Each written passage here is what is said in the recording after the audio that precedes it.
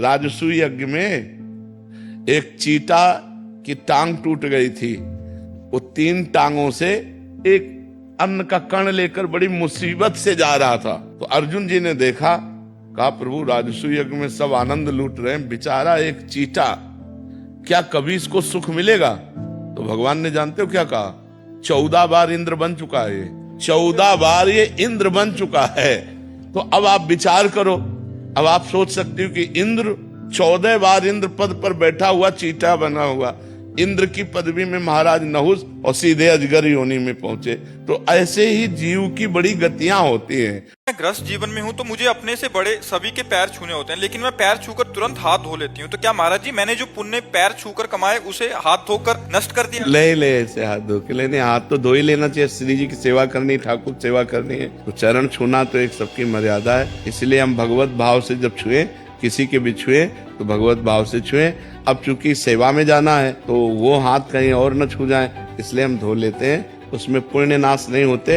हम ठाकुर सेवा, हम इसलिए नहीं धो रहे कि उनको छुआ, हम इसलिए धो रहे हैं कि हमें ठाकुर सेवा करनी है, हमें और सेवाएं करनी है जिससे चरण छुए हुए हाथों से हम वो सेवा नहीं कर सकते। जैसे हम गुरु के ही चरण हैं तो गुरु के चरण छूने के बाद यदि श्री जी को हमें भोग लगाना है तो हाथ तो धोना पड़ेगा ना, क्योंकि श्री जी को भोग लगाना है। और गुरु जी श्री जी में अंतर नहीं है, फिर भी उनके चरण छूने के बाद हमें हाथ धोने पड़ेंगे क्योंकि श्री जी की सेवा में जाना है।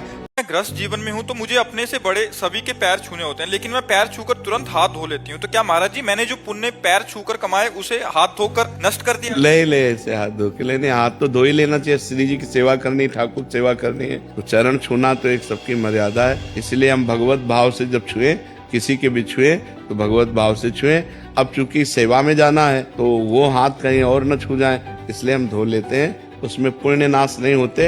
हम ठाकुर सेवा, हम इसलिए नहीं धो रहे कि उनको छुआ, हम इसलिए धो रहे हैं कि हमें ठाकुर सेवा करनी है, हमें और सेवाएं करनी है जिससे चरण छुए हुए हाथों से हम वो सेवा नहीं कर सकते। जैसे हम गुरु के ही चरण हैं तो गुरु के चरण छूने के बाद यदि श्री जी को हमें भोग लगाना है तो हाथ तो धोना पड़ेगा ना, क्योंकि श्री जी को भोग लगाना है। और गुरु जी श्री जी में अंतर नहीं है, फिर भी उनके चरण छूने के बाद हमें हाथ धोने पड़ेंगे क्योंकि श्री जी की सेवा में जाना है।